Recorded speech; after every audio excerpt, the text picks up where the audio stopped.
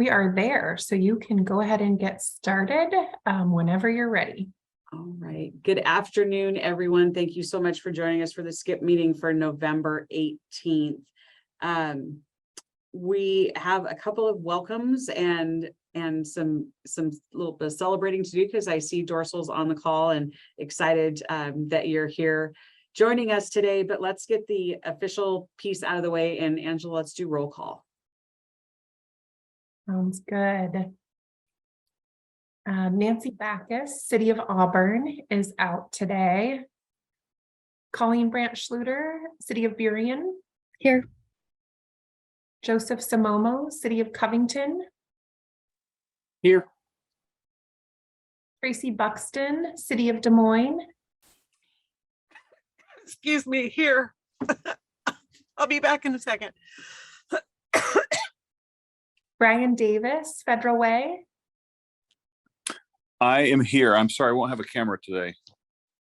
No worries. Thanks for joining us, Brian. Dana Ralph, City of Kent. I'm here. Tanoury Marshall, King County. Here. Worried about Tracy. Me too. Hoping Tracy pop back on and feel free to interrupt me and let us know you're okay. There you are. Perfect. All right. Sean P. Kelly, Maple Valley. Haven't seen Sean yet. Eric Zimmerman, City of Normandy Park. I'm here. Hi, everyone. And apologies, I won't be on camera. And also I'm watching my son. He's getting over RSV. So I'm on daddy duty, but I will do my best to participate. Thanks. Thanks, Eric. Looks like we have Hannah Bondmiller for City of Renton. Hi, folks, representing until Councilmember McGurven joins us. Thank you. And Deshaun Quinn with City of Tukwila. Here. All right. That's everyone. All right. Thank you. Do we have any other attendees that we need to? It's so hard to follow the bouncing ball. We have a few other folks on the call. If we want to, maybe I'll turn it over to Dorsal first, our new SKHHP program coordinator. Perfect. Dorsal, do you want to introduce yourself? We're excited to welcome you to your first executive board meeting, although Dorsal has been with us since the beginning of October. Yeah, thank you all for having me. My name is Dorsal Plants. You see his, and I'm very honored to be the new program coordinator for SKHHP. Previously, some of you may have known me in my role on the advisory board, or you might have seen or known me. I've been a service provider in and around King County for about the past 16 years. U.S. military veteran, and very happy to be working on the issues around affordable housing and homelessness in our region. So very excited, very honored to be here, very eager to learn from all of you. So thank you for letting me be here. Dorsal, we're so excited to have you join this great small but mighty team in doing this work, and very much looking forward to seeing where the next year takes us. So thank you for choosing SKHHP. And really quickly, before I go down the list, Councilmember McGurven has joined us as well. So just acknowledge Councilmember McGurven for City of Renton. And next on my list, Laurel. Hi, thanks, Angela. This is Laurel Humphrey, City of Tukwila staff. Amy. Hi, Amy Arrington, City Manager for Normandy Park. Bambi. Good afternoon, everyone. Bambi Travis, HDC, Homeownership Policy Coordinator. Marty. Marty Koistra, Civic Commons, Black Home Initiative. Matt.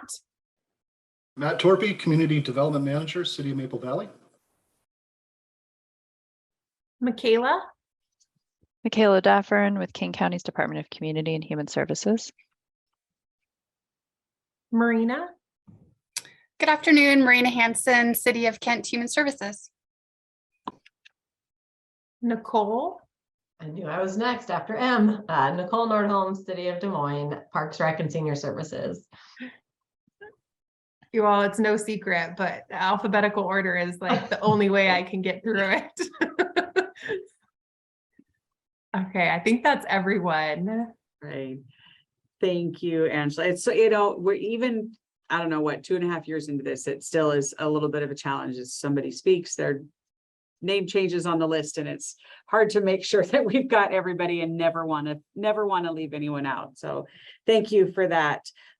Next item on our agenda is a review of the agenda or changes. Any changes to the agenda as published?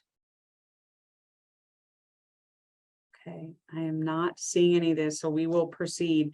Item number 3 is approval of our October 21st meeting minutes. Any discussion or conversation before we call for the motion? Okay, seeing that, a motion would be in order to approve the October 21 minutes. So moved. Second. All right, I've got a motion and a second. All those in favor, please say aye. Aye. Aye. Aye. Opposed? All right, motion carries, minutes stand as published. Moving into our first item under old business, 2023 federal legislative priorities. So we've had some conversation around the priorities, and in follow-up, we did send out for executive board members to share with their staff and councils what those federal legislative priorities were, with the intention to vote on them at this meeting. So Angela, I'm going to turn it over to you. Looks like we might have an addition, and then we'll have some conversation around concerns, and then hopefully look for a motion to adopt the 2023 federal legislative priorities.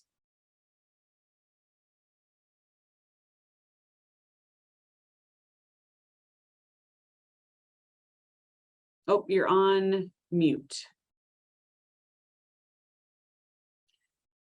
Of course. Thank you. All right, 2023 federal legislative priorities. We were very privileged to have Andrew Calkins from King County Housing Authority at our last meeting, who worked with SKIP staff to develop draft federal legislative priorities. Working with the Housing Authority and their team really helps us to align across the region around advocacy for federal legislation. So really excited to have the work of Andrew helping us draft those priorities. And what was sent out was a list that we went through with Andrew at the last meeting, including fully funding and expanding federal housing assistance programs, and kind of listing out those. I'm not going to go through these in great detail. I'll kind of pause and see if there's questions or discussion.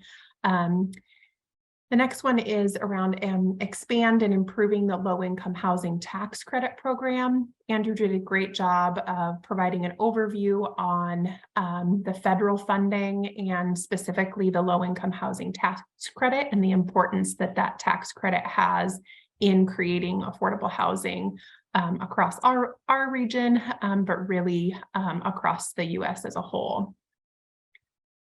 Also includes supporting fair housing access and choice, providing assistance and funding for implementation of the Fair Housing Act, as well as incentives for state and local zoning reforms that advance fair housing and creation of diverse housing stock while retaining local land use authority. And then last but not least, thinking about supportive services. So funding that the federal government is able to provide that links affordable housing to services that really help provide kind of that full spectrum of programs and services that help to support, especially our lowest income and most vulnerable households. As we talked through this with our staff work group, it was brought up that in previous federal legislative agendas, we included a direct funding support to SKIP's Housing Capital Fund. We have had some opportunities in the past to apply for direct appropriations. While we have not been successful in that, the recommendation from the staff work group is that we continue to keep this in our federal legislative priorities, so that if those opportunities come up again, we're able to move forward with those.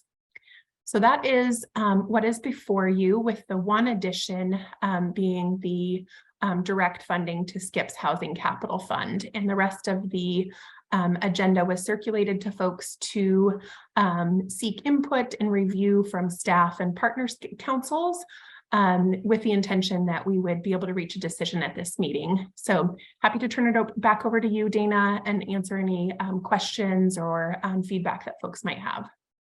All right, thank you, Angela, for that recap. We had some good discussion around this at the last meeting. Any questions, conversation, or concerns regarding the draft agenda as published with that addition around direct funding? Councilmember Buxton. Thank you. My deputy mayor, I apologize. We're going to go just back to first names because I never like to offend people with forgetting the title or making it the wrong thing. Oh heavens, I'll just change my name here in a minute then. So mine are mostly comments and thank you. So I wanted to just give a shout out to my favorite things, the support and creation of diverse housing options while retaining local land use authority. I think that's huge. It gives cities the freedom to address these things as they can, as long as they're doing something, right? And supportive services. I talk about this all the time. I'm such a huge fan of robust supportive services, and right now, especially workforce development sector. So love that. And then last but not least, of course, is the direct funding to SKIP. Probably my favorite. So, and then last, also, thank you so much. It takes a lot. I mean, we get to look at this compiled, but somebody had to decide, think, write, put this all together, prioritize. So I just appreciate this being presented to us, that and we can have some options here. So thanks for the work, and thanks for the choices. All right, thank you. Deshaun. I also want to thank the staff for their hard work on putting this together, and thinking around justification of direct allocation. I think there's a consideration, because when we do receive federal dollars, sometimes they use a formula based on population versus based on need. And so that could also be a justification for direct allocation to SKIP. And I think that's a way to acknowledge that, yes, we kind of have diverse communities, but the limit by population, sometimes the formulas that the state comes up with doesn't necessarily address the need, and specifically across South King County. Thank you. Any other questions, comments, or concerns? Okay, I am not seeing any other hands. So at this point, a motion would be in order to approve resolution 2022-06, adopting the SKIP 2023 federal legislative priorities. So moved. Second. All right, we've got a motion and a second. Any discussion? Seeing none, all those in favor? Aye. Aye. Opposed? All right, motion carries. Thank you. Thank you, Angela, for all the work on this. And to Tracy's point about compiling it all, getting it here. Thank you to all of the board members for taking the time to review this so that we could get to this final action today. It is much appreciated. The next update is very exciting. We talk about this at each meeting, that we are at a place where we are having real tangible conversations around funding a project much earlier than I think a lot of us expected. So this is all good news. Angela, you want to provide us with an update on the housing capital applications? Yeah, thank you. I wanted to make sure that we provided an update. As you all heard at our last meeting, the advisory board's recommendation on funding was going to either come before you at this meeting, at our November meeting, or the December meeting, depending on how long their review took. And we had some very robust, engaging conversation with the advisory board at their last meeting, but we didn't get through all of the information and potential conditions around funding allocations. So they did need a little bit more time at their December 1st meeting to formalize their recommendation, and we'll be bringing that forward for the December 16th meeting and then for the executive board's consideration. I also wanted to bring up that the city of Burien did reach out to us with a response from the question that was brought up at the last meeting. And that was really related to the fact that all three of our funding applications are located or proposed to be located in the city of Burien, and wanting to make sure that we heard from the city with regard to each of those projects. So Colleen did a great job of following up with the city and providing us a response that will be part of the advisory board's consideration as well, and brought forward within their recommendation and considered as part of that. So that's really where we're at with that process. I just wanted to give folks a little bit of an update and heads up that I know that in past years, the December meeting isn't always popular because it is close to holidays, but it is an important one for us this year in that you all will be considering those housing applications. And I commit to keeping that meeting agenda short. So you will only have that one big agenda item with a couple of other things around kind of scheduling and just some kind of administrative things as we look into the new year. But just wanted to make sure that's on everyone's radar, and really excited, as Dana said, to be at this point with you all. And I know the advisory board is really excited about the process as well and bringing forward their recommendation.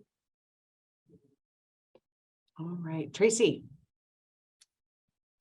So Angela, this just occurred to me with your notice. Is that going to be your last meeting in December? Are you going to attend the January meeting? December will be my last meeting with you all, yes. Well, that was really important to note. Okay, just saying. All right, thanks. Thanks, Tracy. Yeah. Yeah. That the looking at the project is a big deal, but having the opportunity to say thank you to Angela, I think, is the bigger item on that agenda. So I can say that out loud because I'm not you, Angela. So I'll put that out there.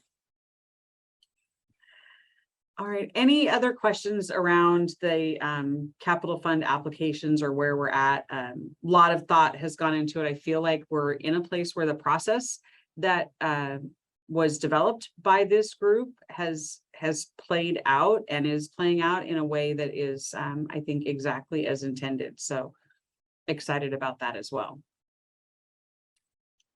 All right, we are going to, Tracy, you teed this up for us perfectly. The next item on our agenda is an update on the executive manager hiring process. So we had some good conversation around the position, description, classification, all of those things at the last meeting. And the city of Auburn did post the position on October 28th. I did see it out there on their website when I went looking for it. So the first review date was November 14th. And after staff reviewed the applications, the good news is there are several candidates that will be invited for interviews. Wanted to update everyone on the process, next steps. As we talked about at the October meeting, first interviews with staff work group and advisory board members, and then a second interview with executive board members and carryover representation from those first interviews. So some continuity in that process, folks that were involved on both pieces.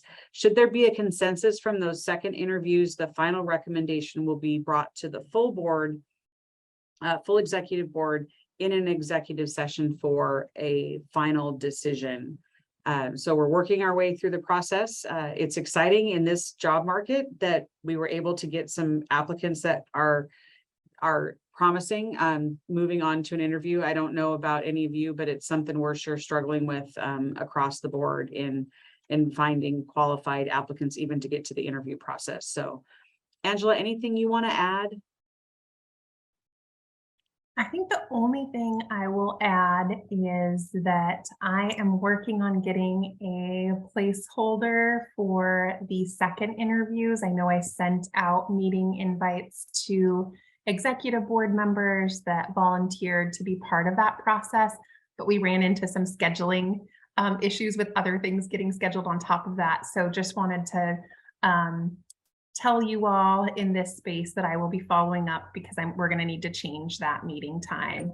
We had originally scheduled it, I think, the afternoon of December 6th. And so I'll be looking at that same week to kind of hold time on folks' schedules, but going to need to look. I knew it was too easy, right, to find time.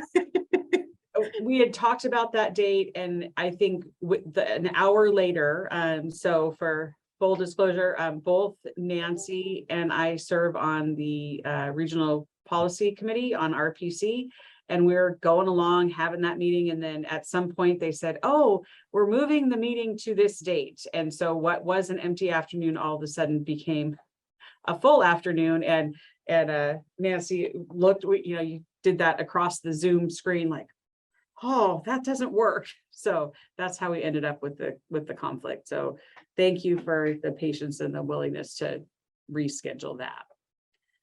All right, any questions about process or where we're at and how we're moving forward? Okay, not seeing any. We're making good time here on this agenda. The next item we've got is under new business, and it's our quarterly, our Q3 progress report. So each quarter, staff prepare a progress and budget report to serve as an accountability tool, as well as a progress update for all of the executive board members regarding the work that's been done in that past quarter. Angela is going to go ahead and provide us with an update of all of the things that happened in the third quarter of this year. Okay, bear with me while I get this up and before you all. So as Dana provided an overview, this is something we do every quarter to look at our work plan items, progress being made, as well as a budget report. The progress report itself really provides an accountability tool for staff and for you all to follow along with the work and really create a summary tool for you to use with your partner councils or other interested parties to kind of fill folks in, be able to use it as a reference for yourselves. So after we go through discussion today on the progress report, I will send out a final version that you all can use for reference. So in terms of the overarching structure here, it really follows our work plan for 2023. So the first body of work is around our governance and administration. So during the third quarter, we as SKIP staff provided progress updates and work plan and budget review with all of our member councils. So this has been identified as a really important process of our annual work plan cycle, is reaching out to partner councils before that work plan and budget is before them for adoption, getting feedback, answering questions, and also taking the time to provide a progress update on where we've been over the course of the last year. And then sort of following that, we saw the adoption of that work plan and budget by the executive board, and also see the fruits of the labor here today with Dorsal joining us, but outreach and recruitment for the SKIP program coordinator. That was a big lift on the part of our staff work group who participated really heavily in application review, as well as interviews, going through a couple rounds of outreach and recruitment before finding a successful hire through that process. Regarding the policy and planning, during the third quarter, we issued the notice of funding for the first SKIP Housing Capital Fund round. We held pre-application meetings for interested parties that were interested in applying. This is a required part of our process that folks meet with us ahead of submitting applications to address any questions, talk through our requirements and any other kind of discussion points. So pre-application meetings held during the summer before that application deadline in September.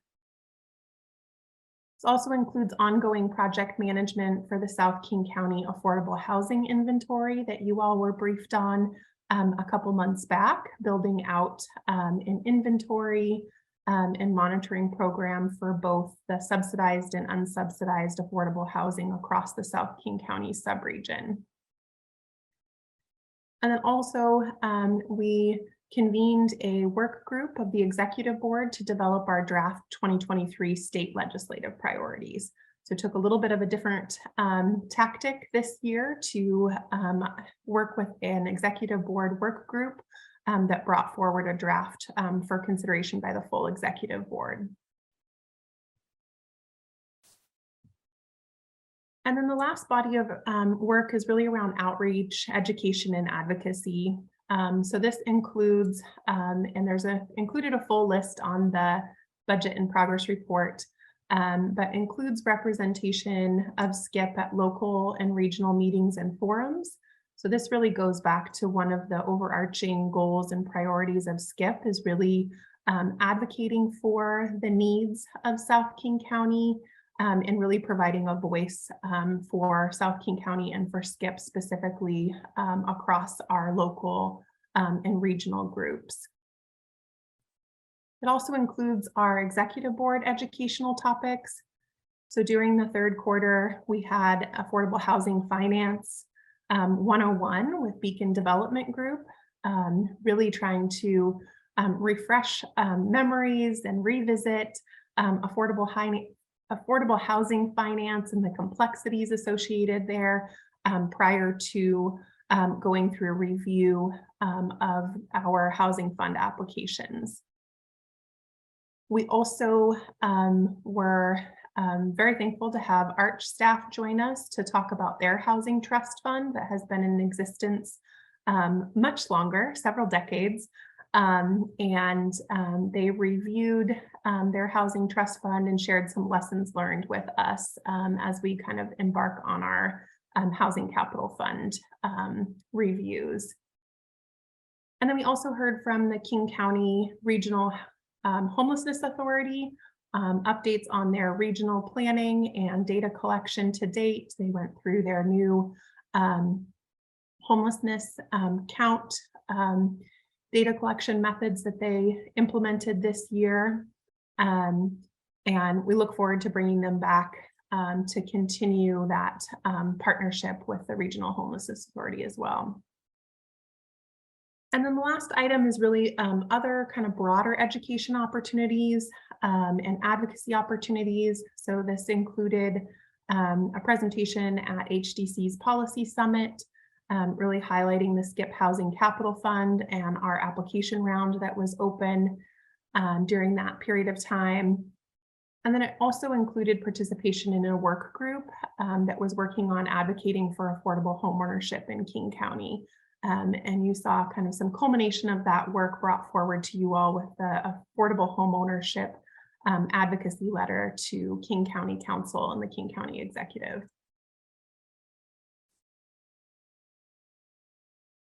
So with that, I will turn it back over to you, Dana, to see if there's any questions, comments, or feedback on the progress report. Thank you, Angela. And as always, it just looks like nothing was being done at all. I don't know how you manage all this stuff. It's crazy to me that you can get through that much work. And then you always are so composed and calm. Your plate is so full. So thank you for the report. Any questions from the board on all of that work? It's a really quiet group today. So again, Angela, thank you so much for with all of the other things going on, just keeping on task, keeping on mission, keeping all of these balls in the air. So grateful for that. Okay, we are going to move on, and I'm not exactly sure. Are we good with everybody that we need to have here for the educational portion of the agenda? Dorsal, I'm seeing I you. see Dorsal nodding. Yeah, okay. All right, so we are going to move into the education item, and on our agenda today is housing first. So we're going to have the opportunity to hear directly from some housing providers on housing first and the concept and what that looks like, and work that's being done here in South King County. So I am going to for his debut, turn it over to Dorsal to tee up this conversation and presentation. Thank you, Mayor Ralph. And I do just want to let everyone know we do have one presenter who at this point, it looks like she might not be able to make it.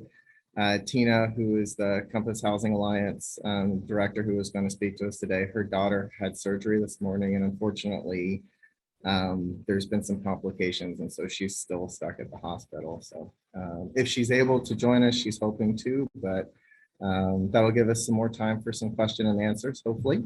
But to start off for our educational piece, I have the distinct honor to introduce Ray and Theresa from the Corporation for Supportive Housing. They've come to us today to talk a little bit about what the Housing First philosophy is and some of the work that they've been able to do, not just in Washington, but also in Oregon. So I'm going to turn it over to Ray and Theresa to introduce themselves, and we've got a wonderful little bit of a slideshow to go with as well. Hey guys, my name is Ray Trotta. I'm based in Portland, Oregon. I use they, them pronouns. I work at CSH, and I will tell you a little bit more about CSH. And we're going to go through housing first, supportive housing. I want to make this accessible to you guys, so I do have slides prepared. I can speak on them, and then I am a flexible presenter. So please, let me know how it's feeling and how I can best meet your needs in this time. I'll pass it to Theresa, and then while I'm doing this, I'm going to try to share my slides, Dorsal, and we'll see how that goes. Great. Thanks, Ray, and thanks, Dorsal.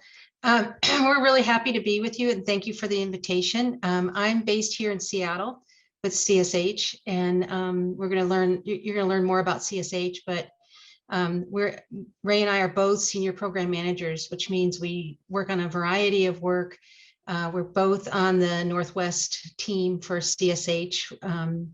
So we have a lot of work here in Washington State. Just in full transparency, we have contracts with the Healthcare Authority and Department of Commerce, King County Regional Homelessness Authority, doing different types of project-based work.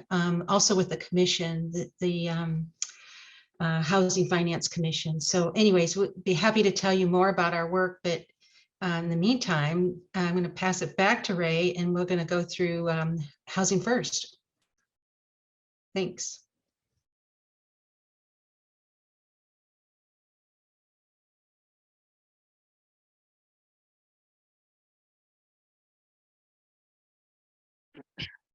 Okay, how does that look on your side? Do you guys just see one slide, not my notes? Okay. Perfect. Okay, so this will be about probably like 15-20 minutes of content. And then, like I said, I'm very flexible, so I want to make sure that you guys understand this stuff and can apply it to your work. So just let us know, how things are feeling. But I'll start with our general spiel. So also just to introduce myself, I have about 15 years experience in direct service, homeless services, and housing first, supportive housing at this point. I come to this work from, like I said, a direct service background. I had the pleasure of or I don't know, pleasure, but I got into this work at a pretty young age. It was sort of like my first foray into post-college, just working kind of frontline with our most marginalized folks, unsheltered folks here in Portland, Oregon. I'm a Oregon born individual. I'm from rural parts of the state. I was born on the coast and born and raised in Southern Oregon, Medford. So I just want to name that and let you know that like I am based in Portland. I enjoy the resources of Portland, and I totally understand when you're outside of the resourced area of a state, how that feels and how, you know, the politics and the social structure and the resources and the history of our more rural parts of each state are really different. So I work statewide. I understand those dynamics personally and professionally. So just wanted to name that and balance that for you guys as well. I also run the Oregon Supportive Housing Institute, which is a statewide endeavor to support supportive housing projects from planning to implementation.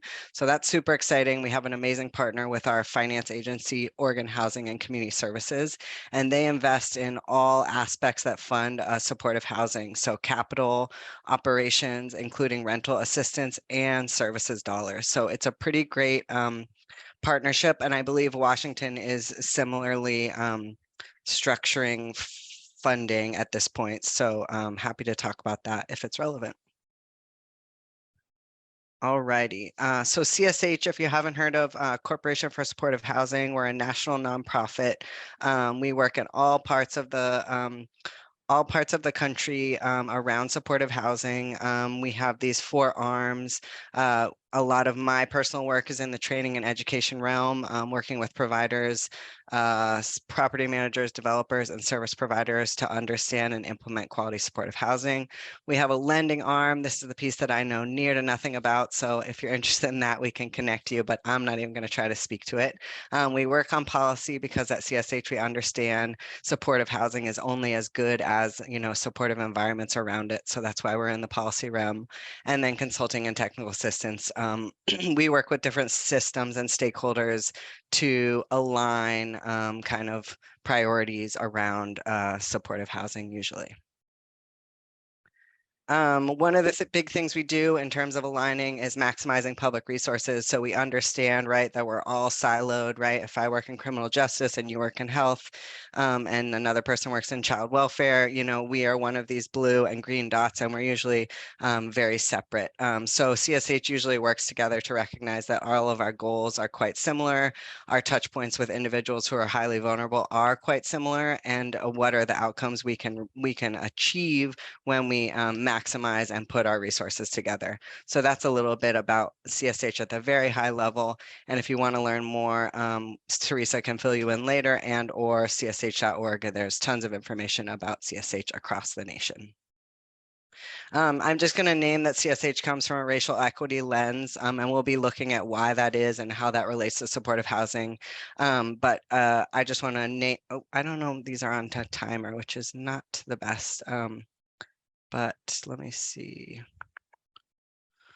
what I can do about that. Maybe I'll just pause the timer. Huh, weird. Okay, it seems to be on a timer. I'll try to challenge that timer to not advance my slides. So we'll see if it still works. Can you guys still see the slides? Yes. Can someone just tell me on audio? Okay, thank you. So it in says terms the of racial equity framework right now. Okay, perfect. Thank you so much. You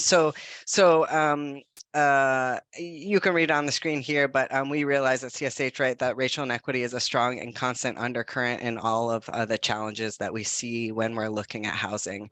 And there's starkly disproportionate representation of people of color experiencing homelessness and institutionalization. So we're going to talk about today, right, like why we do supportive housing and how it relates to coming from an equity lens. All righty. So what is supportive housing? So as you guys have, I realize, have been talking a lot about housing first. So I try to think of a good analogy and I didn't come up with a good one, but housing first is the framework, and permanent supportive housing, or what we call just supportive housing, because we feel like it's redundant to talk about permanency, but we'll talk about that. Housing First is the framework. It's an approach, right? We believe that all people deserve safe housing with dignity. And then permanent supportive housing is an intervention, right? It's a programmatic and proven solution to ending chronic homelessness for our most marginalized community members. So here at CSH, we define supportive housing as permanent. Right, your subsidy is with you. It doesn't run out. We'll talk about why that's important to supportive housing. It's affordable, right? The supportive service providers it's affordable, and that affordability is also planned out 30 years or more for each individual. Independent, tenant-centered, flexible, and voluntary. So you guys are learning about Housing First. A big thing to remember about Housing First is that it's voluntary, right? So we never want to force services, medication, or even right to tenancy on anyone. We want to make sure that's totally devoid of any, it's no strings attached, right? You get your housing, and then we work with you pretty intensively to provide supports that will help you thrive and be in community. So let me just check my notes here. I think I probably covered all this, and we'll talk about it a little bit more.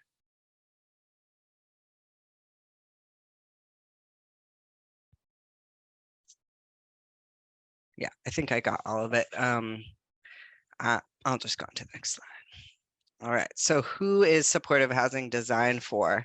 So I mentioned that my career started working at Outside In. It's a federally qualified health center in Portland, Oregon, working with folks who experience chronic homelessness. I started that work in 2007, and I will say that I worked in the field for about 5 years before Portland started their first supportive housing facility or building in Portland, which is the Bud Clark Commons. It started in 2011.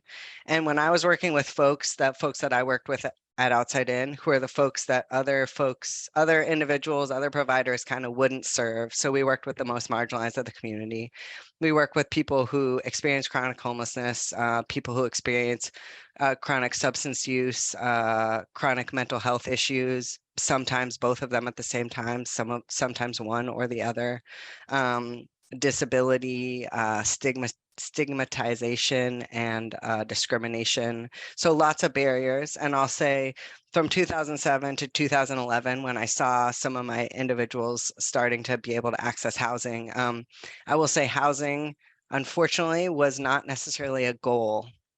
When I was working with the people I was working with, we were all somewhat aware of the barriers, not only affordability in housing, but the barriers that there are for individuals who experience chronic homelessness and all the things we just described that made housing kind of not really even a chance. And people could sometimes get a housing voucher, affordable housing voucher, for a little bit of time, 1 to 2 years, but they would often lose it because of the barriers that we're going to talk about. So I just want to name that and also challenge you guys to think about the things that I'm going to talk about around supportive housing, especially the principles of supportive housing, and see if those align with like what you think of when you look for your own housing.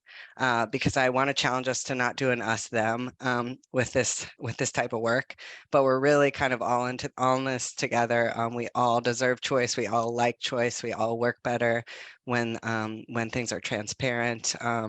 And we are supported. So I'm just going to name that in terms of framing supportive housing. So again, supportive housing is not the solution for every individual in your community. We want to name that. It's an intensive and expensive intervention for a reason.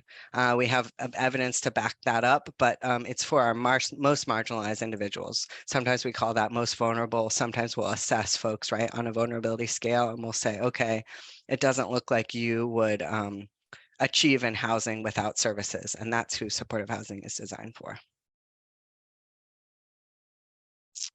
So what's the evidence around supportive housing? Why do we do it? It's really all about housing retention, right? How long does someone stay housed? And do we think they can keep that housing? Housing retention in supportive housing is very high. There are many different studies. We usually point back to one from the 1990s in New York when Pathways to Housing started its program, and it led to a consensus that Housing First works. we attribute this to the key principles of housing first, that services are voluntary, and I'll go through that again. And when there are low demands on a high risk population, we actually see higher rates of stability. There's another study based out of Santa Clara that looks at all the different touch points of system involvement of an individual who experiences chronic homelessness. And we see that the tenant benefits and there's lower utilization of each of these high cost systems, right? So with supportive housing, housing plus services, sustainably funded, there are lower ER visits, lower hospital use, lower interaction with jail, and lower needs for shelter. And in terms of the tenant benefit category, we just know that voluntary services lead to better outcomes in social connection, health, and wellness. And that's usually one of our data points in supportive housing is like, how well do you feel connected to others when you get into supportive housing and then when you've been in it for a while? And we usually see those rates go way up. All right, so, but why, right? Why do we have supportive housing? So we know what it is and who it's for, but why do we have it? So I'm not going to take you on a history lesson right now, and I hope you guys have accessed this information before, and if not, that you can follow up on it after this presentation. But we all know the basics that without supportive housing, housing for the populations we focus on is simply not affordable, it is not accessible, and it is not supportive. So housing stock is one thing, right? We do need housing units in our community, but we want to talk about why services is so important to have people retain housing in those units. So essentially, we want to look at what factors have caused a reduction in affordable housing in our communities. So this is across the board. And like I said, this could be a whole day's exploration in and of itself. But I'm just going to name it quickly here. We have many, many reasons, and we know why housing has become inaccessible. And we want to talk about racism's impact on housing, racism's impact on housing affordability, and how it impacts people down the line. So a rise in homelessness is obviously a key indicator that there's a shortage of affordable units to meet the needs in the communities. And a few factors that have directly impacted the rise in homelessness are racism. So again, racial disparities amongst Black, Brown, and Indigenous people of color reflect a stark reality that race as a social construct, as well as systemic racism, has played major roles in impacting equity and thriving. We have systematic racial practices such as gentrification, or the process of repairing and rebuilding homes and businesses in a deteriorating area that lack investment. Again, this is a larger history lesson, but just to name that, like, we've had policies that were used to segregate people by race. We've had systematic use of racial bias and discrimination. And then we have kind of histories of generational wealth or generational lack of access to wealth that makes it so that some of our individuals who are experiencing chronic homelessness will not sustain housing if just given housing without supports, because the barriers are very, very deep. They're kind of ingrained in our country's history. And it's good to know that they've happened, that they're still happening, and how we might be able to influence the lives of those impacted by these types of racist policies. So this is from National Alliance to End Homelessness. They give us some great stats on who it is that is experiencing homelessness in our country. And I just want to name that no matter what community we're working in across the United States, we usually see this similar map here. So most minority groups experience homelessness at much higher rates than whites, and the white individuals, and the rate at which most minority groups experience homelessness is far greater than that of whites and Asians. So again, you see this on the map here, that we have a stark overrepresentation of Native American individuals who are experiencing homelessness. And for Black individuals, the rate of homelessness is almost double, pretty much no matter where we're working. Even in small communities that are majority white, we still see these variations and disproportionality of the mix of people of color in that community. This is just to name that disparity continues along gender lines. So we see more transgender adults unsheltered than sheltered in our homeless communities, including gender nonconforming adults as well. And this is especially true for youth, where we have youth who identify as LGBTQ experiencing about 120% higher risk of homelessness compared to youth who identify as heterosexual and cisgender. So supportive housing and housing first fidelity. Again, the purpose of supportive housing is to create more units of quality supportive housing. So I'm going to go through what is a housing first approach, and we'll go through 7 quick key principles. Different sources have different numbers, but we'll go through 7 principles that kind of let us know about the housing first approach. So the first one, and again, what I want you to challenge you to listen to when you're thinking about yourselves in relationship to this work is like, what do you appreciate in housing? What do you enjoy? What are you afforded in your own relationship to housing? So number 1, quick access to housing. So the first principle to housing first is that we want homelessness to be a brief occurrence, and get someone into supports and housing as soon as we can. So again, we want you to imagine kind of a world that would be different, where if we didn't have to engage landlords who didn't serve individuals with poor credit, criminal backgrounds, who struggle with drug or alcohol treatment, or who come directly from streets or shelters. So again, that's why we're here. Supportive housing as an intervention usually combats kind of those barriers to entry into housing. In supportive housing and in housing first, tenants are screened in, and this is very important that we highlight that most of our systems are built to screen people out, right? So the more hoops you jump, the more resources you have access to. So this is the opposite approach. We screen people in. We look at our rules, procedures, policies, applications, and see how inclusive those really are, and how we can move towards getting people into housing and then working on the rest after that. So the second piece, which I've gone over, again, we target supportive housing units. Again, it's an intensive intervention that is needed in an ideal homeless response system. And it doesn't mean that all of your future projects have to be supportive housing. That's not what that means. It just means looking at your population and looking at the barriers that are experienced by people experiencing chronic homelessness. Supportive housing is often a very effective solution. So within your system, you want to have units that actually target people who are experiencing increased vulnerability, and that vulnerability just doesn't go away right away when you get housing. It needs to be ongoing. That person needs to be ongoingly supported in their housing. So number 3, this one's pretty simple. Supportive housing provides leases and tenant protections in the same exact way that non-supportive housing does. So this one's just kind of an equalizer. Usually leases provide protections for tenants so they can't be evicted unnecessarily. And in supportive housing, we work on eviction prevention first and foremost, right? Because we're creating it to end homelessness for that population that we can serve. So we don't want to perpetuate it by creating barriers for that person to stay into housing. So we work with the tenant and the property manager and the service provider to make sure that everyone's on board with the shared goal of keeping people housed and helping an individual follow their lease, rather than always be bumping up against a system that kind of doesn't support them to thrive. So housing retention or eviction prevention starts on day 1. This is a crucial factor to supportive housing success. So supportive housing is not reactionary, but folks are committed to working with individuals and keep them housed and keep them off the streets and in unsafe situations. So number 4, supportive housing is centered on tenant choice.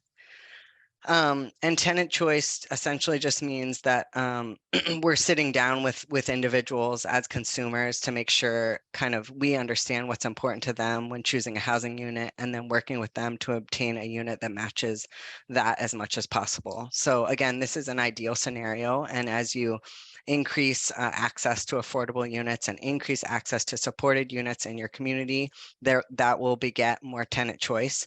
But we just want to remind ourselves kind of about like basic principles when working with individuals and when working with ourselves. We do a lot better, right, when we are empowered, and individuals experiencing chronic homelessness feel the same way and achieve in the same way, that they're going to retain their housing more when they can be more involved in what's going on with where they're placed and what that place, how that place serves them. So number 5, robust services with assertive engagement. I think you guys maybe have talked about this one a lot, but we'll just highlight it again in Housing First, that services are made available to tenants, but not required. And again, that's just like working on a basic human level, that if you force me to do something, I may not do a very good job at it. I may do it and resist. I may do it and not be able to sustain it. There's all different type of ways in which that's going to impact my ability to kind of show up authentically and engage meaningfully. So supportive services are offered in supportive housing. And it's amazing that when an individual is unsupported and in a system that doesn't feel safe, some people have used the words, I think I'm forgetting what it is, but I think not compliant, that tenant or that client is not compliant. We don't like to use that word per se, because we like to think of the possibilities that happen when someone is in a safe and supported environment.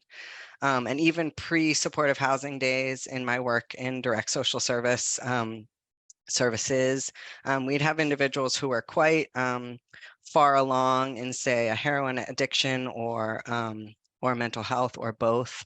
And sometimes that person would require to be medically housed for a few nights for them to be okay. And in the medical housing, which just means we were able to get like a 1 to 2 night voucher that justified, you know, them being safer under a roof with access to running water for a night or two. We often see drug use decline rapidly in just that 1 to 2 nights. So this kind of has compounding positive impact in supportive housing environments, where individuals with options often choose to engage in ways that maybe they didn't before because it didn't feel safe, trust wasn't built, etc. All right, I have 2 more. Number 6 is embrace a harm risk reduction approach. So again, housing first, I think the one piece you can probably understand at this point is we give housing first. That means when you give housing, that person may be, like I said, an active drug user. They may have untreated, undiagnosed mental health issues. They may be unsupported in many different facets of their life. So with harm reduction, we just work with the individual, right? We understand that overcoming addiction is a long journey, and someone with under housing and with supports often succeeds in that journey in ways that without supported housing, we don't see the type of recovery we see in housing first and supportive housing. All right, the last one here, already said it, but tenancy is not dependent upon participation in services.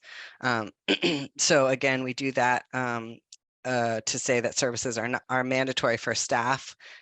At CSH, we like to say that services are mandatory for staff, but optional for clients.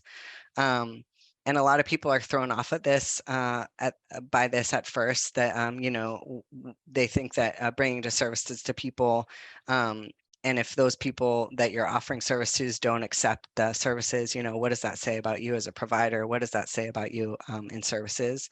And now the more we learn about trauma and the more we learn about kind of system harm and histories of injustice and oppression, we have changed our approach and recognize that when we come kind of with open arm with services and different resources for an individual, that person can choose their path. And it can take an organic form, and we see really great results with it. My last 2 slides here before I close, I just want to name that You can follow the Housing First model. You can create a supportive housing project, and we still want folks to kind of do that from a lens of quality, which is how CSH usually supports communities. So there are many different elements impacting outcomes in supportive housing. These are a few of them. But for the most part, I'd just like to remember that it's intensive, right? So you're going to create or choose a service model that matches that intensity. The caseload side has to make sense, right? Usually we say it's about 1 to 10, one case manager to 10 individuals, or 1 to 15, somewhere in that range, depending on what your population is. But you really have to be mindful that your staffing matches kind of the needs and the intensiveness of the population. Multidisciplinary staff and teams is really what we see work in supportive housing. And again, that engagement with your tenant to be involved in decision making. Supportive housing is kind of interesting because when you work in it, you realize like your day job, you're walking through someone's living room, you're walking through someone's community room, you're walking through someone's neighborhood essentially by being in that building or in that space. So it is really kind of a different model than affordable housing. It requires us as providers to work together in new ways and not be siloed. And we've heard from communities that that's one of the most enjoyable parts, that just kind of they get to like reach out to each other and do what's best for the tenant, which is really exciting. And the last thing here, again, just to end on a high note, we believe positive supportive housing begets positive outcomes. So again, we've seen tenants stay housed. And again, these are people who, you know, could have experienced homelessness for a really long time, could have experienced their addiction and their mental health for a really long time. And with the proper supports, with the proper staffing and sustainable funding, we see people staying in housing. We see those people satisfied with their services in housing. We see tenants increase their income and employment opportunities. So again, getting off the streets and being supported with a nice place to land that won't be taken from them. We see people move on. There's a program called Move On from HUD, and that's where you get funding to help kind of the next step after supportive housing. A person may be stable enough to move out of supportive housing into a different community. And that's, you know, an amazing success for those individuals that are able to do that. We definitely see tenants improve their physical and mental health.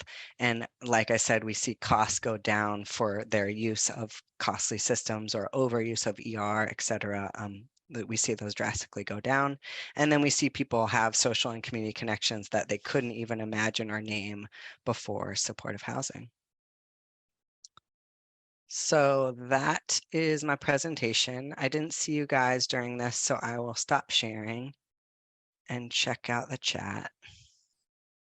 And also let you, Dorsal, kind of manage it from here. I'm here, so I'm happy to talk to you guys as a person outside of the presentation, and also read through your chats. We will have time for questions at the end. And I also want to call out Angela's offer to put questions in the chat. Councilmember Tracy, do you want to ask your question real quick? I was going to ask about if you could comment about the mixing different challenged populations, and for example, is there an ideal size? When you're talking about mixing families, children, men, women, and the types of trauma that they've experienced, I think it seems to me it would be hard to have a huge facility all in one building, but I don't know. So I'm asking if you can comment on that. Yeah. Thanks so much for starting us off with a great question and a question we get from every community. I'll just say there's no one perfect fit for any community, but I'll speak to kind of what we've seen and what we've seen over the years. So I will say in 2011, Bud Clark Commons in Portland was one of Portland's first supportive housing buildings, and it served 120 units at that time of our most vulnerable individuals in our community. We've seen since 2011, and we still work with Bud Clark Common. We've seen since 2011 a lot of people go in the mixed direction. So let's say you have a 35 unit affordable building and you've chosen to staff 12 of those units with PSH, permanent supportive housing. So you've decided on, you know, whatever percentage that is to serve from an intensive standpoint, and the rest of the mix is affordable. We still see people in communities creating buildings upwards of 100 or more individuals who are all very highly vulnerable. And I will say, just honestly, from my you know, humble individual perspective, that we do see that those buildings are harder to staff, harder to sustain the energy and the service level needed for people who are of high acuity. So it's not that it's unattainable, it's just that kind of both things have drawbacks, pros and cons. And I will say that we're seeing a lot more mixed. I'm seeing a lot more mix come up, and lower numbers sometimes too, right? Instead of 100, maybe you choose 35 is a number your community can take on to actually serve from a PSH model. Theresa, you can answer as well, but I would just say kind of everyone picks and chooses, and in an ideal response system, we'd have all the options, right? So I didn't go through these, but in supportive housing, there's a single site model, right, where you have one building and you either have 100% PSH, so one building, 35 units are PSH. You could have a mixed, again, like I said, 12 PSH, the rest affordable. And then that's a single site model. And then we also have scattered site models for PSH. So let's say you don't want to create or can't create within your housing stock one standalone building. So perhaps you dedicate units throughout your community to be PSH.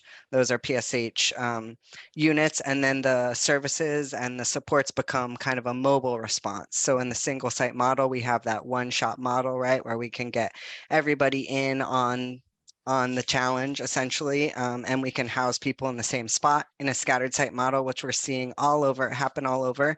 In Portland, we have single site, we have scattered site, we have mixed use, we have single use, we have all the things. So I'm just stating that like a mix is best.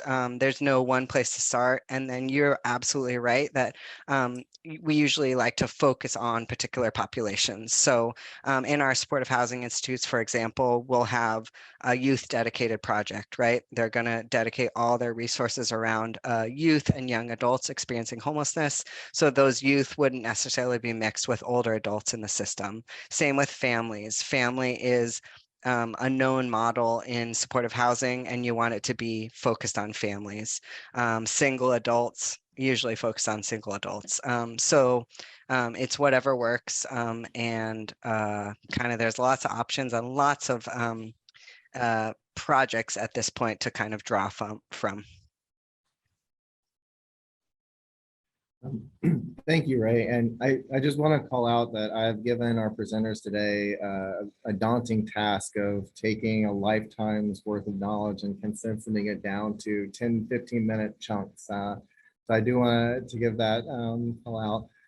Teena was able to join us, so I do want to go ahead and introduce her and give her an opportunity to speak. Oh, my notes left. That's not good. There we go. Teena has been in housing and supportive service industry since 1994, and so has a lifetime of experience providing social services and residential treatment facilities, as well as a school counselor.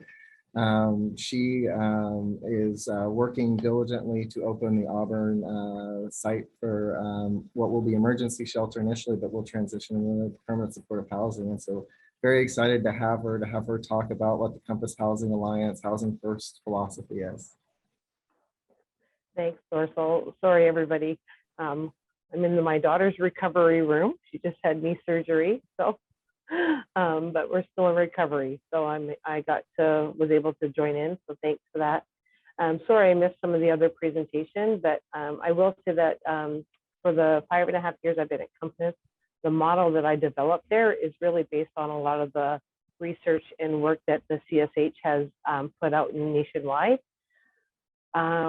Our Housing First model kind of is what Dorsal kind of asked me to speak about. And our model at Compass is, our Housing First is that we remove barriers for people to access housing. So credit scores, criminal histories, things like that are not a barrier for our people, or eviction histories are not barriers for people to get housed with us in our Housing First development. Much like the gentleman spoke about earlier, we have a lot of mixed use properties. We have properties that have multiple units, that half the building is for, say, set aside for chronically homeless families, and the other are tax credit units for still very low income people, but often people who are working. The Auburn site will be 100% PSH when it converts to PSH. We will take, when people come in for what we're going to call emergency housing, it will be 100% chronically homeless, so, or at risk of chronic homelessness, which will mean that they will have been experiencing homelessness for 12 months or close to 12 months or longer, and have a diagnosed disability. So that's our plan for Auburn. Now, I imagine some people's questions is often, depending on the audience, sort of, you know, well, what does that mean? You know, what do you allow? So we definitely, I just have been working on our first draft of what our program agreement is going to be for people to sign to come into our housing. And like was mentioned before, services are not mandatory, but we do a very good job of creating relationships, building trust and rapport to connect people. The Housing First philosophy, and I love the Bud Clark project, is really about get them housed, develop that trust, develop relationships, and then they're open and more willing to do some of the other things that they need to do to get themselves well. So whether it's going to a doctor, getting mental health, doing drug alcohol treatment, even if it's a harm reduction, so they're not abstaining, but they're using less so that they have a healthier, more high quality of life. So that's what our mentality is around that. We know that people are going to be using, we know that behaviors are going to be difficult sometimes, but our method is that we try and work with them. But it is not a free for all. There are rules, there are expectations, no violence, things like that. So people can lose their housing, right? They can lose it, but we work very, very hard at creating safeguards for them to get multiple opportunities and to make different choices so that they can have some housing stability. A lot of people's traumas lead them to make choices or have behaviors and fears that are easily triggered so that they make bad decisions sometimes, and they just don't trust that we're going to support them, because historically when they've made mistakes, bad things have happened and they've lost their housing. So we have to build that relationship and trust with them. We'll do a lot of community activities. Like when we say community, we mean like in the building. So we're building relationships with each other, with the residents. We'll have meals on site. So we're going to bring drug alcohol counseling in. We're going to have a medical office inside. We'll do some mental health facilitation there. So we're really looking at that multidisciplinary approach in the building and building really good relationships with people within Auburn. We know that we are new to Auburn. I live in Snohomish, so I don't even live near Auburn. But luckily I have friends there. So when we first opened, and I got to be there a lot, I'll be staying there. But just, you know, we're so excited to be a part of this community and helping to take care of the folks in this neighborhood and within your city, to be just really good stewards of that and partners. And we really need everybody here to be in partnership with us for us to be successful. That's about it. I mean, unless you have some questions. I mean, the other gentleman explained the whole gamut. Dorsal, is there anything else you really wanted me to speak to specifically that I might have missed? I think that you did an amazing job, especially from a hospital room. Thank you so much for being willing to come and provide your expertise. We will have some facilitated questions and some open time for questions at the end if you're able to stick around. But I already feel like we've taken so much of your time already. So I'll stick around until I can. thank you. Thank And you. speedy recovery to your daughter. Yeah, thanks. Yeah. So now we will transition to our last group of presenters. This is a wonderful group of individuals from Navos. Ravenna is one of the directors of the Multi-Care Behavioral Network and has developed programs for the past 19 years, including 2 intensive community support and rehabilitation programs. One of the areas that I found most fascinating was she's worked specifically with architectures to do design specifically around trauma-informed care and making sure that the house is as supportive as the program. She's being joined today by Tara, who recently became a housing department manager there at Navos. And also by Heather Rowlett, who began her clinical career working at the Regional Research Institute for Human Services. And they're here also to talk about kind of Navos's experience with Housing First. So I'll turn it over to you.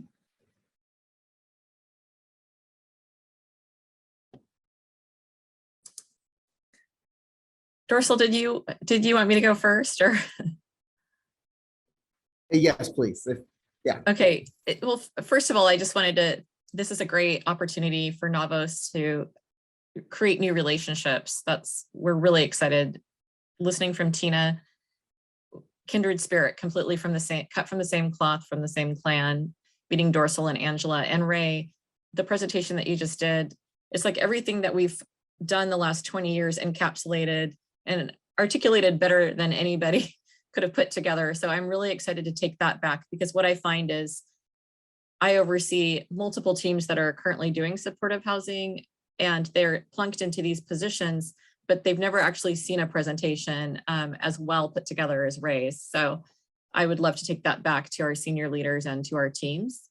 But did you want me to just briefly describe my work around supportive housing before we, okay, I don't want to repeat anything anyone else has said.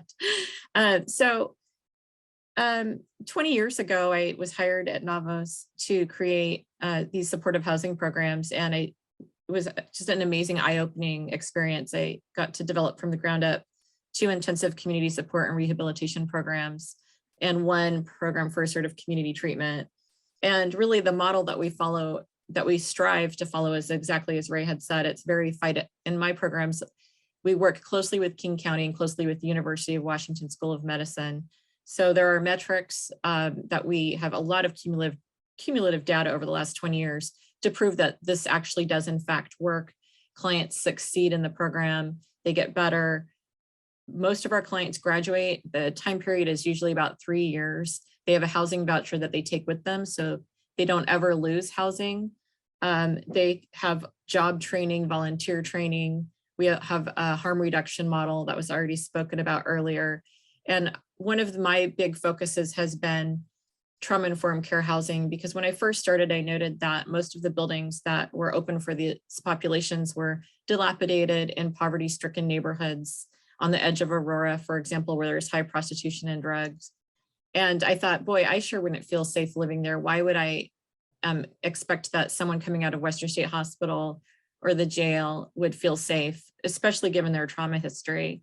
What I did find is the process of moving these individuals out was often very traumatic and traumatizing. For example, initially, in order to move into these homes, you had to be deemed homeless, and moving out of Western State Hospital wasn't considered to be deemed homeless. So we'd have to put them in a homeless shelter first, where, for example, their belongings would get stolen, they might get raped. And I've worked as an advocate the last 20 years about how can we get these individuals into housing without traumatizing them and not re-traumatizing them in traumatic housing. So I got to work with architects, which was fabulous, and very creative process. And we found property, we built beautiful townhomes on property that we bought, and we built gazebos, we grew vegetable gardens, pea patches. I'm happy to give a tour anytime.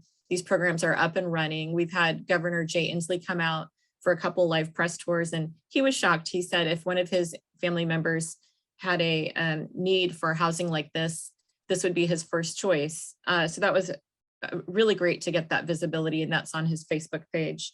And one of the things that I have noted is not all neighborhoods are open to this. So for example, one of the things I've done is I have gone out and rented regular homes in regular communities. I say regular, meaning it's not a large apartment complex that is labeled client housing, just someone's renting their house out, for example. And I've made relationships. And for me, those have often been the best supportive housing for the clients because they're in a very safe neighborhood. They have a front deck, a back deck, they can do barbecues, they have a garden. And the neighbors would initially say, oh my gosh, what are you doing? This is going to turn my neighborhood upside down. And I would meet with them. And then they realized, for example, that we have a facilities team that keeps the garden up, that, you know, repairs the roof, that we would have counselors up and down that driveway 5 or 6 times a day, 7 days a week. And they realized, oh my gosh, actually my property value is going up because the place is kept up and there's eyes on my neighborhood, which is making it safer. So a lot of these conversations are really important on the front end in developing these programs to help establish supportive housing in all neighborhoods, not just certain neighborhoods that are more affordable. So that's been one of the barriers that I've aggressively worked with and worked on. And an example of this is there was a 12-unit apartment complex on the edge of Private Lake, Burien, which is absolutely lovely. There's a private lake in Burien. And there was a 12-unit apartment complex for sale, and I drove up and I saw all these people ready to bid, and I called our chief of operations and I said, we've got to buy this. We've got to buy it today. We've got to do it now. There's real estate agents. This is a hot off the market. It's a beautiful neighborhood. Our future clients deserve to live here. She bought it. And what I didn't realize is I was supposed to run it through the board first to get their approval. And what we realized is the process of getting that approval, we wouldn't have gotten a shot at buying that apartment complex because it's a 3-month approval process. So we bought it, we asked for forgiveness and permission later. And to this day, I've packed clients that are thriving, living on the edge of beautiful, private, almost lakefront Burien, and they're the best neighbors. One of the myths about these populations are that they're always aggressive, dangerous, and the property value is going to go down. In my experience, a large majority of them are extremely vulnerable.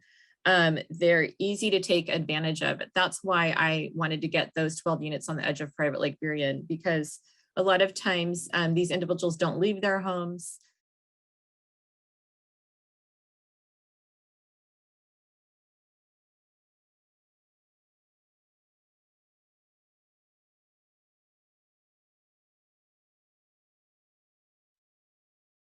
Okay,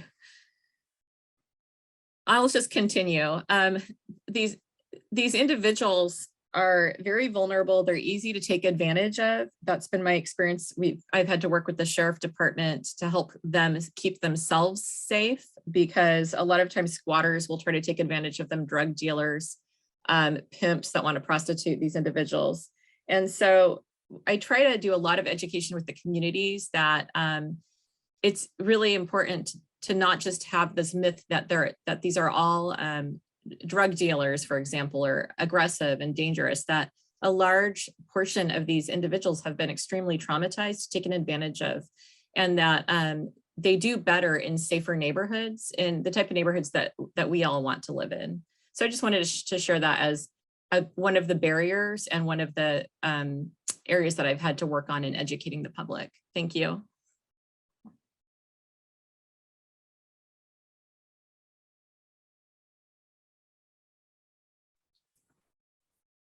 Thank you very much. And you see Dorsal's comment there. Thank you for your grace in continuing that through that. I'm at a loss of words, so I am not going to name that. Dorsal, I'm going to turn it back over to you to continue with the program. Thank you. And again, my apologies. I got them out as quickly as I could, and they have been reported. So yeah. Moving on from that, because there's been some wonderful information and knowledge and expertise that's been given out. how about we transition into some of the facilitated questions and then move then into some open space for some questions. Ray, there was something you said during your presentation that I potentially wanted to morph one of our questions to kind of maybe call out, but you mentioned that it actually throws a lot of people when they find out that there aren't actual requirements for these services.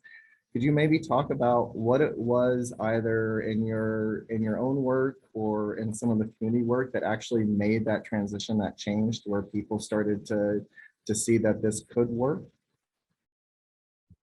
Yeah, that's a great question. So I don't think I have the evidence based on that, but we could look into it in terms of like who decided, when that shift was made. But I would say probably like with the populations that Teena works with and the populations that Ravenna, is that correct? Awesome, work with.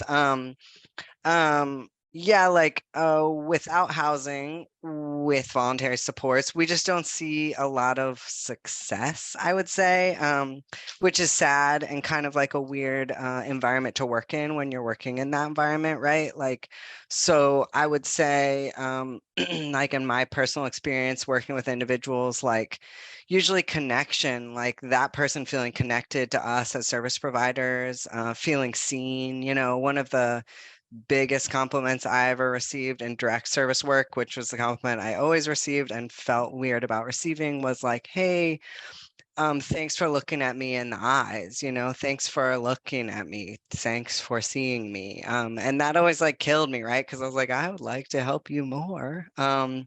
But also I get it, right? I get it that it's like, so we've just stripped everyone of humanity, and these individuals are, discriminated against and ignored enough and harmed enough that was a win, that was a progress. And then what Ravenna spoke to too is just like, trauma, as we all know, and you don't have to be unhoused to experience trauma and experience the impacts of trauma, but it's basically like deadening and life destroying, and brain destroying. So there's not a lot of like engagement any of us can do when triggered and traumatized and not feeling safe and not feeling connected and not feeling like there's a road to access, the sports we need. So I would say that's the biggest cool thing we see. And when we work with tenants in supportive housing is just that engagement factor, re-engaging into community, re-engaging with each other, being able to like feel like you meaningfully participate is really huge. I'll give another anecdote that one of the worst jobs I had ever had was when we were in our community in Portland looking to occupy those 120 units of our most vulnerable individuals in Portland.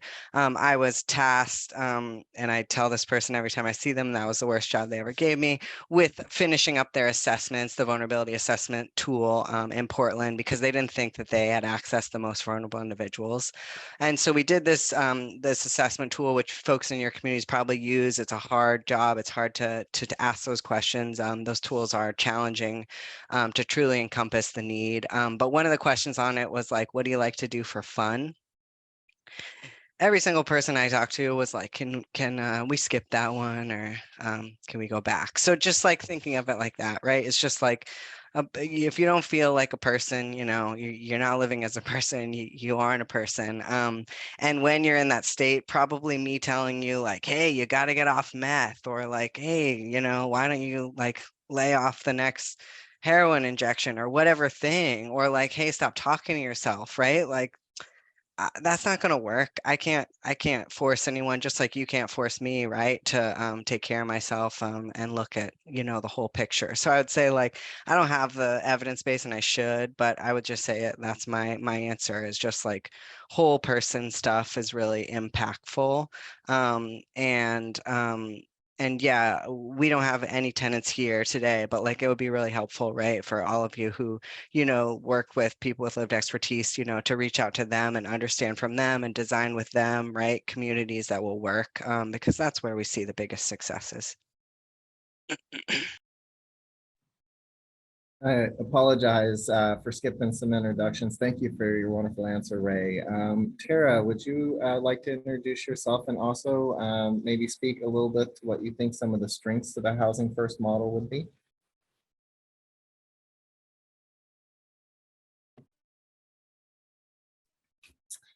Sure. So I'm Tara Stordahl, and I am very new to both Navos and the world of housing. But thrilled to be here and to meet you all. Thank you for having me. As far as some of the strengths for the Housing First model,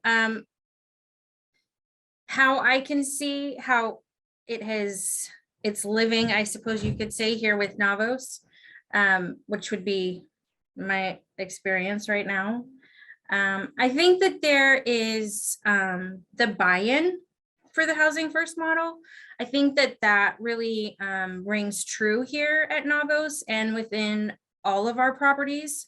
We have so many different kinds of properties, from independent apartment style living to family homes that Ravenna's mentioned, where it all seems to be the intention of from both the case manager clinical side and our housing property management side, as well as where we find our tenants / clients from. It seems to be all very genuine, and everybody's working from the same goal that has also been mentioned before. You know, that the goal is to house people and help them stay safe and housed, as opposed to, you know, turning and helping people stay off the street. So I think that's how I would speak to it here at Navos. Thank you. I really appreciate that. That's a really strong and real answer. Heather, would you like to take a moment to introduce yourself and also kind of talk to some of the strengths for the Housing First model that you found? Yeah, sure. Hello. Everybody's doing such a great job keeping on their professional faces. I really appreciate that. Thanks for having us.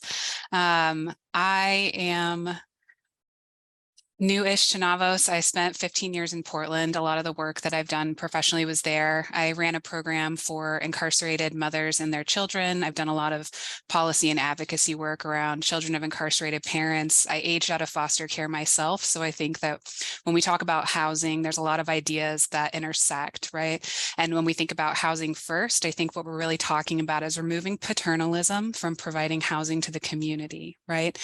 When we think that we should be kind of deciding for folks as opposed to coming alongside them in community, we create more problems because we're not actually supporting individuals to grow and choose the life that they want. We've decided collectively that we get to choose for them, and that never really is very successful. So I love the Housing First model because you're just coming alongside people where they are and offering them what they ask for and what they need.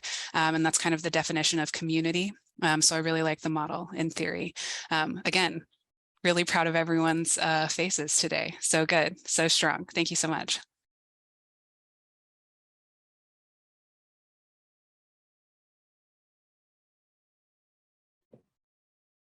Wondering at this point, if maybe we want to open up the floor a little bit to some questions for our panelists. We still got Teena, Ravenna with us, as well as Theresa and Ray and Tara and Heather, but we've still got a few more minutes if Mayor Ralph's willing. We made good time through the meeting, so it leaves an opportunity to have some conversation. And I will just kick it off mostly with the comment. I want to say thank you to all of our presenters for being here today and sharing this time with us, and the expertise and the information around what Housing First is, and the successes and the challenges, right? We know that every good thing comes with some hard things. So being able to have those conversations, I think, is really important. And then a special shout out to Teena. Thank you for being here with so much going on in your life. And yes, speedy recovery to your daughter. So thanks, Mom. That's hard. Any questions for our panelists and presenters?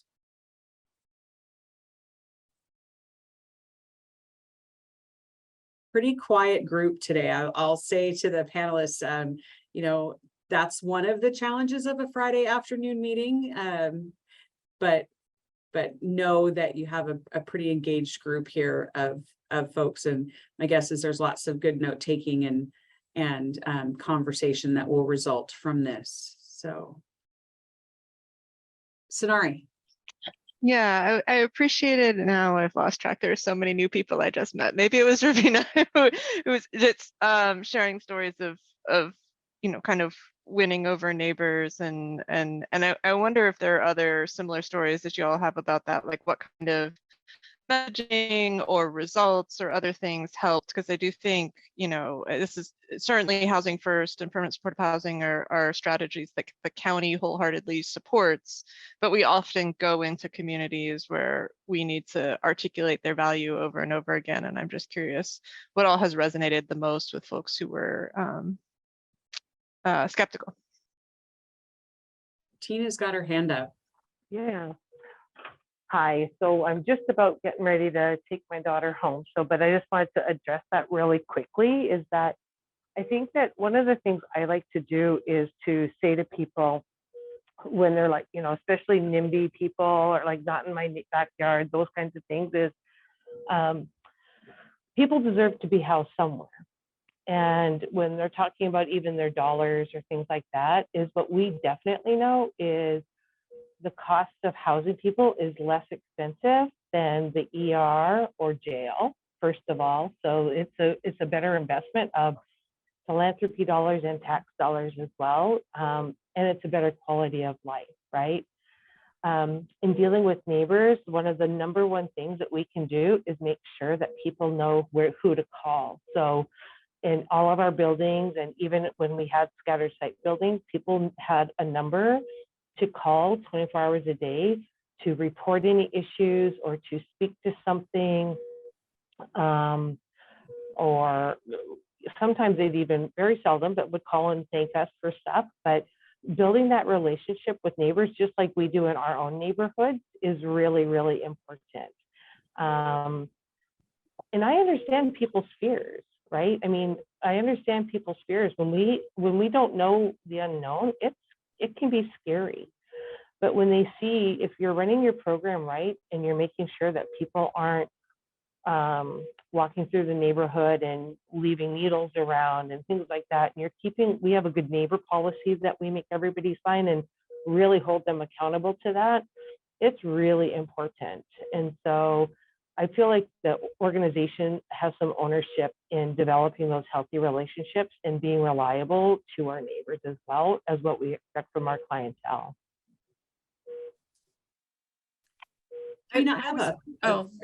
Sorry. Go ahead, Ravenna. I really appreciate what you just said, Teena. And I just wanted to add on something to that, is that when I have gone often door to door after, for example, we buy an apartment complex and we're going to put in supportive housing, eventually the relationship changes from one of animosity and anger to one where people actually start becoming a lot more transparent. And what I found is, every single family has someone in their family that's struggling with a mental health situation or a housing situation. You don't have to be coming out of the jail or hospital to not be able to afford housing in King County. That could be any one of us. And then the conversations get really transparent. And these supportive housing programs are not just for example, people that are on drugs or people that are coming out of the hospital necessarily or out of jail. When I've built these supportive housing programs, they're often, for example, politicians' children's. They're often a board member's grandchild or child, and that's because all families. It's an equal opportunity situation. Mental health conditions. I don't necessarily like to say mental illness because it's a condition that we need education on, but every single family has mental health conditions in their family. And so every single family is dealing with this. Now, everyone's transparency is different from family to family or education level in regards to being able to talk about it and being able to have the resources and the education. But that's where the us and them, this is really everybody's situation. Everybody has to come together and solve this problem. And it is financially way more affordable to have the housing first or supportive housing model, because it allows for everybody to reach their potential and have equal access to healthcare, equal access to education, equal access to mental health. I really appreciate that one of the things we've been able to do is improve the social determinants of health by creating this, because it really goes into all that intersection.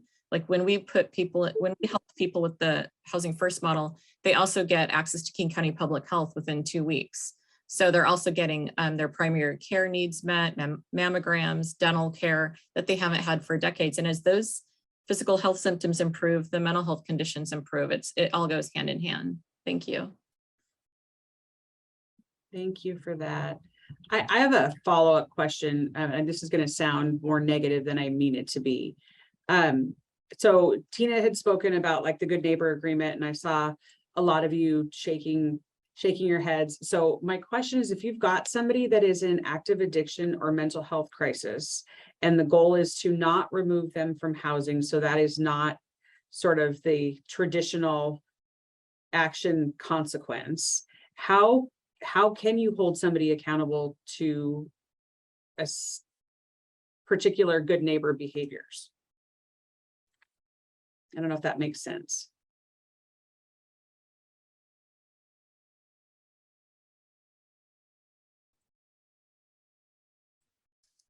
You're asking, how do you hold someone that's living in one of these apartments or homes to good neighbor behaviors? Is that your question? Right. So because if we are talking, and understanding to your previous point, not everybody, there's a variety of reasons why people find themselves in permanent supportive housing. But if given the cases where you've got significant mental health crisis or substance abuse issues, which make it very challenging to process, analyze, do all of those things that create what would be a traditional good neighbor. How do you hold someone to those behaviors when the goal is to not have, I don't know how to say this, to not use housing as the one thing that they're being given? How do you not use that as a tool to drive the behavior? I see what you're saying. So from what we do at Navos, I can only speak to where I've been working the last 19 years. Well, Ray had mentioned earlier that supportive housing is an intervention and it's intensive. It does save taxpayers dollars, but it is expensive on the front end. And so we have staff in the living rooms of these individuals' homes 7 days a week. So it's very difficult, for example, for the individuals to continue behaviors that are not improving their quality of life.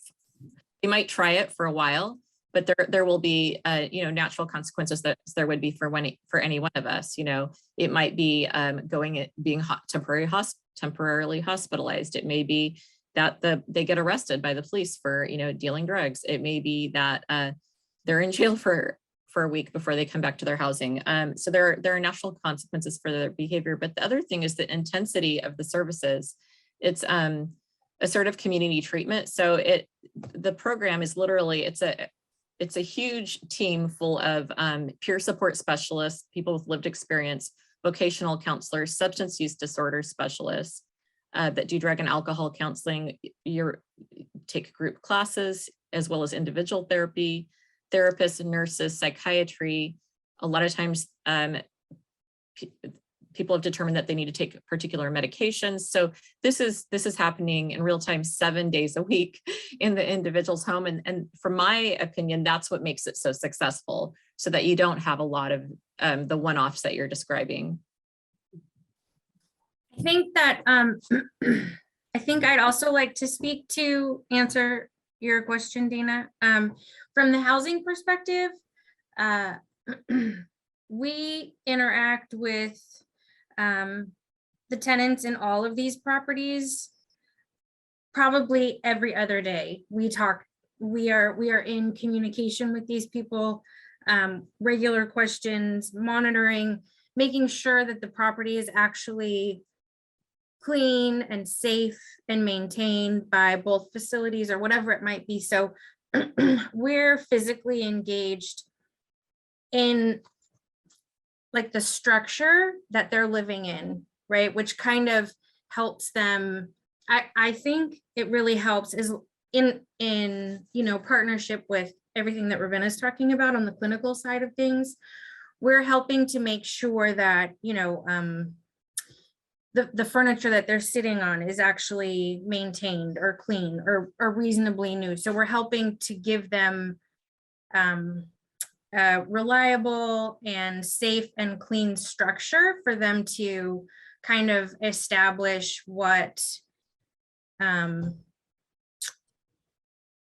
like what a good neighbor would be doing, or what I'm like, we're giving them that framework that they can count on, so that they kind of almost have a pattern or a path to follow, right? And then we work with them to hold them accountable to what they've agreed to keep this going.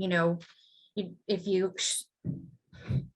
you have erratic behavior that affects the property or what the neighborhood might not like, then we can hold you accountable to that, and we'll work with you to avoid holding you accountable. But in that, there's the lesson to help hold you accountable, which it's kind of micromanaging a bit, but it helps keep the neighborhood happy, and it helps keep the tenant with not very much room to go outside of that structure. I just wanted to jump in really fast. So I worked at the beginning of the pandemic at the COVID response shelters in Portland, specifically based out of the shelter that served youth. And currently I'm kind of trying to provide some modeling for the Independence Bridge housing building at Navos. But something that I found there and within all of the communities that I've worked with across my career, whether that be, again, incarcerated folks in foster care, aging out, transition-aged young adults with severe and persistent mental illness, a lot of it is community conversation, because folks are so grateful to have housing, right? And just having that be, as Tara saying, a really clear conversation on the front end. These programs are all staffed, and having that really be a part of your programming. You're going to have harm reduction. So you're going to have, drop boxes for needles, so they shouldn't be ending up on campus. You could have, once weekly or once bi-weekly community cleanup. Everybody gets together at this time that's available. And there are really great examples of this in Portland.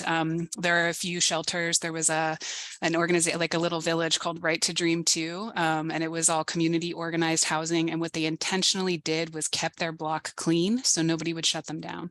And so a lot of the ways that we prevent these kind of undesirable community behaviors, the things that we get really worried about when we're thinking about where to place housing, is we just have to make sure that we're collaborating with residents on the front end, and then reminding our staff, as Ravenna and Tara have highlighted, these are our agreements. This is what we're talking about. We don't have to threaten your housing, but hey, I'll see you on Sunday when we go pick up garbage together. I'll come knock on your door and make sure you're home. Like that kind of, that's accountability without being punitive. It's possible. Thank you. Eric. Yeah, thank you for these presentations and explanations. I think in any program that has beneficiaries, of course, it's important to be able to evidence that certain outcomes are being attained. For these kinds of programs, if you're looking at the residents as being the beneficiaries, what is the evidence, that there's an acceptable success rate at the individual beneficiary level, or for example, what are the indicators of success that are being measured and tracked and verified for individual beneficiaries and residents? And then also a linked question is, what is the level of evidence or the means of verification that we have available to believe that as a set of programming, this kind of programming is effective and is helping to, alongside other services, achieve long-term sustainable results? Yeah, this is Ravenna. Can you hear me? I can hear you. Thank you. Okay, great. Yeah, well, that's a great question. And I did have that in my presentation, but I feel like I didn't want to be redundant. So we have been doing this now for the program for assertive community treatment. For example, we have every 6 months, we do measurements that have been developed, an evidence-based model developed through the University of Washington School of Medicine, vetted. And every 6 months, there's a very long list of criteria that we evaluate each individual on, such as, for example, if they're still using, if they're complying with, I hate to use the word complying, but if they're following the housing agreement, for example, not screwing up their house, not, hoarding, not putting things on the heaters, if they're attending their doctor appointments, if they're attending therapy, if they have insight into their mental illness, if they are in job training, if they're able to drive a car, if they're able to go grocery shopping, if they're able to do activities of daily living, like taking a shower, keeping their house clean, if they have natural supports, if they're engaged in family natural supports, or if it's friends. And it's very specific, and it's proven to be successful that it usually takes about 3 years, but once they get through all of these hoops, so to speak, or reach a certain level percentage wise on all of these, then there's discussions with the individual and discussions with King County that occur. And if it's deemed that they're ready to graduate or not. And this process has been very successful. And then what happens is they're tracked after graduation to determine, do they end up back in the hospital? Do they end up back in a PACT program or not? And they don't, like 90% of the time they do not. And so this has been tracked over the last 17 years. And we actually provided all this data to Multicare in 2021. And we actually won the President's Award. It was the first clinical program that won the President's Award, but they did want to see all of the scientific research, the cumulative data, the measurement criteria, and the proof that it was in fact successful for these individuals. And so we had King County upload all of these files of all of these statistics and research along with our own data sets and sent them off. So I really appreciate your question. Yeah, thank you. And if I could just add one final thing, it'll help me think of this in terms of the context of cost. But do you have a cost per beneficiary that's associated with this kind of programming, just all in? Yes, we do actually. And we actually, with King County, because they have all of the analytics, they have the money to fund all of the analytics, they've actually provided this, which is really fascinating, where it would show, for example, how many years the individual had been hospitalized or in jail. And we would have that data and that cost. And then the cost of, for example, how many years they were in PACT, right? And the cost of that. Then they graduated from PACT and now they're living independently, and the cost of that. And so we have that on all of our applicants and our graduations. And it is amazing. I mean, that is the number one sell. And I've said to King County last year, I said, oh my gosh, you have to publish this. This is absolutely groundbreaking. So thank you. I'm sorry, I understand the percentage is probably lower than incarceration and other kinds of treatment, but was there a gross number per beneficiary that you have? Yes. Yes. That you can share? I can't share that right now because I didn't bring my spreadsheets on that, but I can get that. I'm happy to share that with Angela and Dorsal, and then they could get you that. Great, thank you. Yeah. All right, any other questions for our presenters? Okay, I am not seeing any hands. Dorsal, anything you want to add before we move towards the end of the agenda? Just thank you for your patience, everyone, as I've managed this through our first training with me facilitating. And thank you so much to our presenters. It was really wonderful information and some really great answers. Thank you. And Dorsal, I was just going to ask if I can just share one closing story of something that's really funny.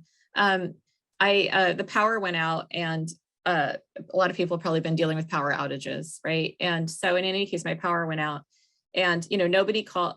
Well, I have my cell phone, but nobody was reaching out from my family or my friends to make sure I was okay. Not that they should have. I'm just saying. And then one of the homes that we have with our clients actually reached out to me and said, oh, we have a spare bedroom here. No client has filled it. Our power is on. We have everything running. We have dinner. Do you need a place to stay? And I mean, of course, that's unethical. And I didn't say yes, but I was like, oh my gosh, I could not believe their level of gratitude that they had for the fact that, I had helped house them, and that they were actually reaching out to see if I needed a warm and dry. And place with actual lights to come to. So I just had to share that, like, the level of gratitude that I've experienced from just the little bit of help that we offer with this population is absolutely overwhelming. So I just had to share that story. Thank you, Ravenna. Thank you to all of our speakers for taking the time to spend with us this afternoon and share the work that you're doing and your experience. We're grateful for that. Okay, that brings us down to the bottom of our agenda. Angela, do you have any last check-ins, updates, or announcements? I have one quick update or one quick announcement that City of Des Moines actually shared. So Tracy, feel free to jump in if you want to add to this, but the City of Des Moines is in the middle of developing their housing action plan and hosted their first open house on Tuesday. Many of the stakeholders have already received notification from city staff and the consulting group that they're working with. But their community engagement process is ongoing. I'll put a link to the Housing Action Plan site in the chat if you're interested in learning more information, but definitely excited to see that process unfolding in Des Moines. And Tracy, if you want to add anything to that, happy to let you do that. Well, thanks, Angela. I attended. I mostly am just really proud of our staff. They're extremely engaged, very interested in producing a good product, and moving on toward our comp plan. I think they're very interested in looking around town and seeing how they can rethink what we have, because like a lot of our cities, we're boundaried and built out. So a lot of our options could end up being like displacement type options, and that is just another layer, right? So yeah, I'm excited about it. Thankful that Commerce has helped us out and we took advantage of it, and looking forward to see what the partnership produces. Thanks. We've all been grateful for the help from Commerce around those housing plans, for sure. So let us get to a really good place. Tanoury. Yeah, thank you. Just a couple things. One, in response to Councilmember Zimmerman's question, I did put a link in the chat that's from Burion's website. Maybe it's from your council meeting materials. I'm not sure, but my team dug it up and said, oh, this is a good summary of Housing First, because I had asked them for some relevant research about, costs and things like that. And so got it. Okay, so Colleen's giving the context there. I was like, I don't know what this is from. It just goes directly to Burion's files. But our team who works on supporting services said it looks like a good summary. And then other thing is that I have taken a new position at the county. I'm now our Deputy Division Director for Housing, Homelessness, and Community Development. I will be staying on the SKHHP board for the foreseeable future, but I am hiring my replacement, and then I'll be figuring out when they come in, who's in what context, who's taking what meeting, both initially and for the long term. But just wanted to let folks know. Well, congratulations on the new position, and thank you for hanging in there with us for the foreseeable future. We're grateful for that. All right, anything else for the good of the order? Okay, Angela says the next meeting is December 16th. So make sure it is on your calendars, and we will talk about our funding program and also how much we're going to miss Angela. So with that, we're at the bottom of the agenda. It is almost exactly 3 o'clock. So everyone, happy Thanksgiving. Enjoy some time with family, friends, and those that you care about. And remember what we all have to be thankful for, because it's a lot. So have a wonderful weekend, everyone. Thank you.